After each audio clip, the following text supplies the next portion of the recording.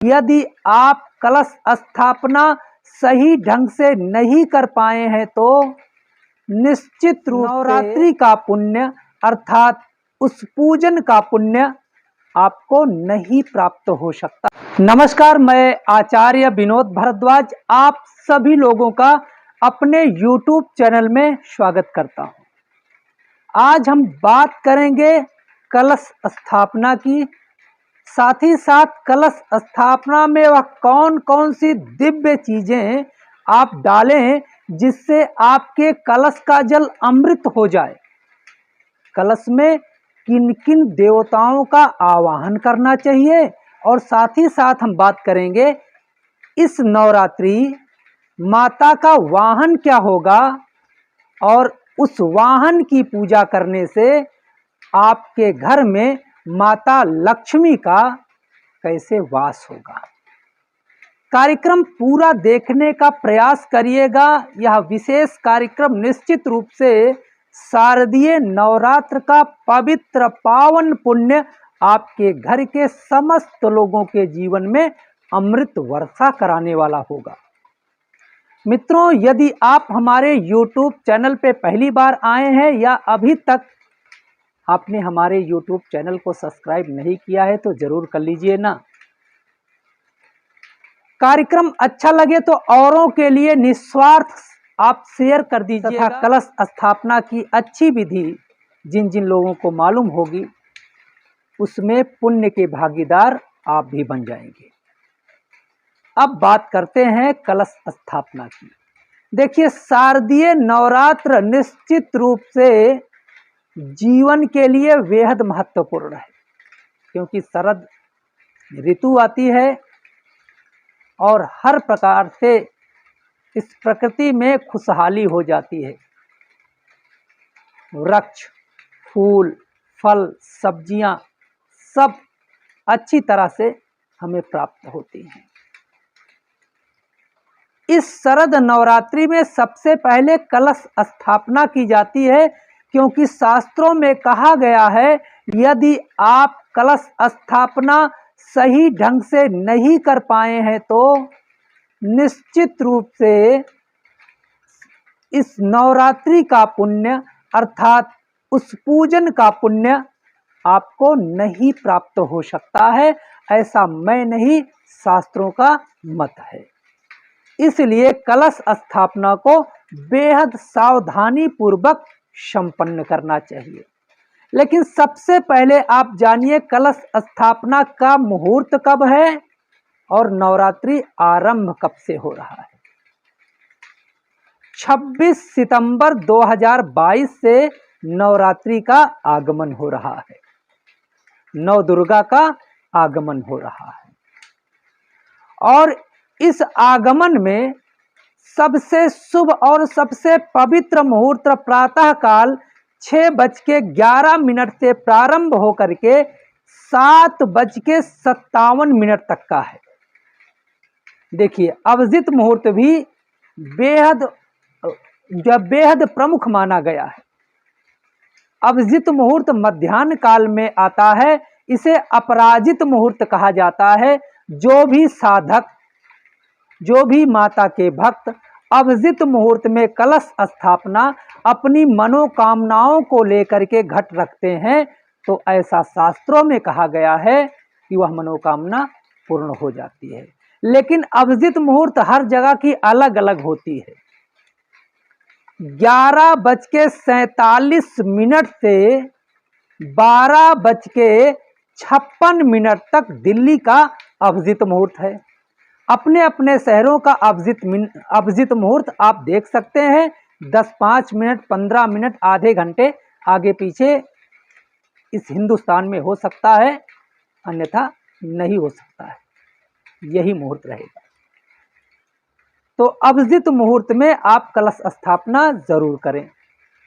अब बात करते हैं कलश स्थापना किस तरह से करें।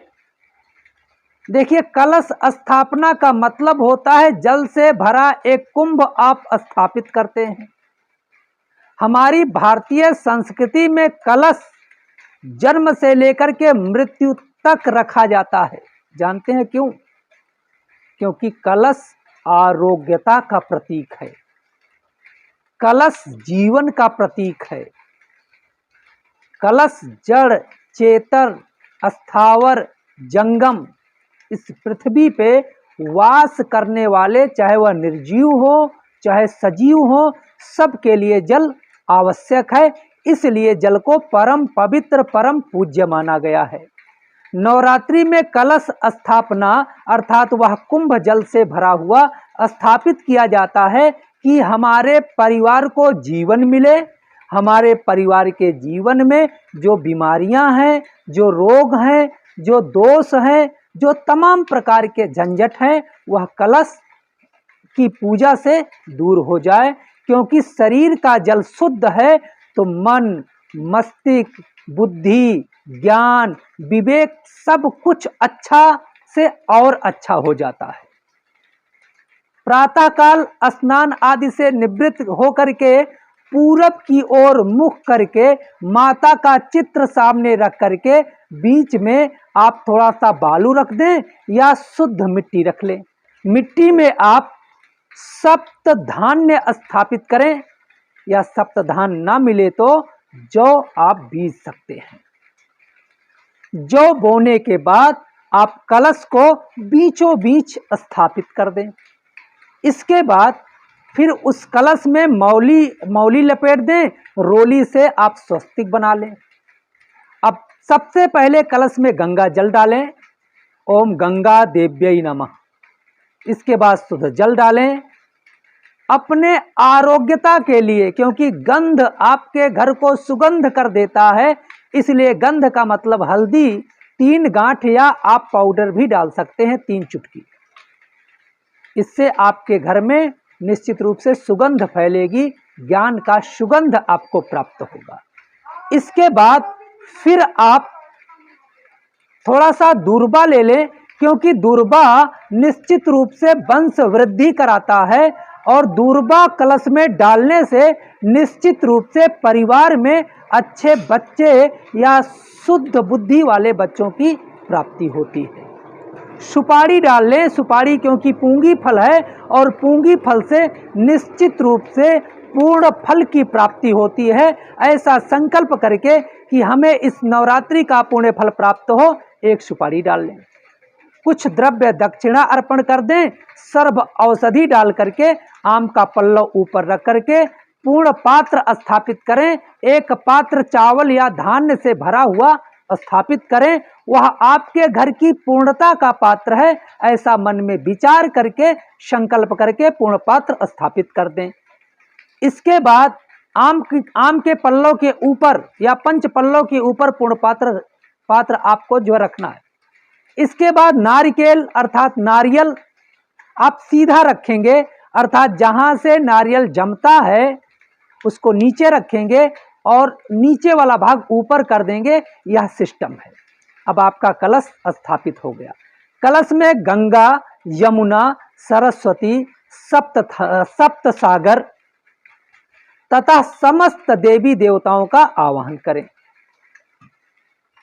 उस कलश में ब्रह्मा, विष्णु, महेश का भी आवाहन करके अपने घर की तमाम अनिष्ट शक्तियों का, जो आपके जीवन में बाधा पहुंचा रही हैं, आपको तंग कर रही हैं, उनके दूर करने का भगवान ब्रह्मा विष्णु से निवेदन करें।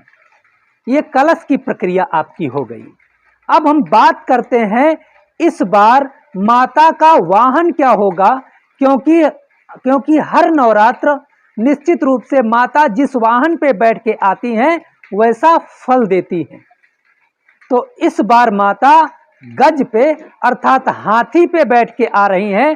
तो निश्चित रूप से हिंदू संस्कृति में हाथी को बहुत शुभ माना गया है और लक्ष्मी का वाहन गज पे जब लक्ष्मी बैठ के आती हैं तो उन्हें गज लक्ष्मी के रूप में पूजा जाता है।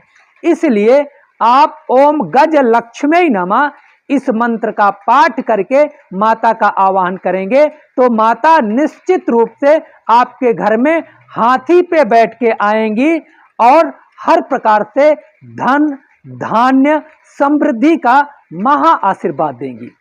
देखिए, इस शारदीय नवरात्र में इस विधि से आप कलश स्थापना करते हैं तो निश्चित रूप से आपका घर धन धान्य समृद्धि से भर जाएगा। वैसे भी नवरात्र के बारे में कहा गया है, जितनी श्रद्धा भावना से आप कलश रखते हैं उतना पुण्यफल आपके परिवार को प्राप्त होता है। इसलिए कलश रखते समय आप पूरी भावना, पूरी श्रद्धा, पूरे प्रेम, पूरे विश्वास के साथ रखें तो निश्चित रूप से कलश स्थापना के अनुसार माता फलवती आपको फल देगी, माता धनवती आपको धन देगी, माता समृद्धवती आपको समृद्धि देगी। आप लोगों को यह कार्यक्रम अच्छा लगे तो जरूर औरों के लिए शेयर करने का यह शारदीय नवरात्र निश्चित रूप से आपको तथा आपके पूरे परिवार को खुशियां दे। नवरात्रि की हार्दिक शुभकामना। आप लोगों का बहुत बहुत धन्यवाद। नमस्कार।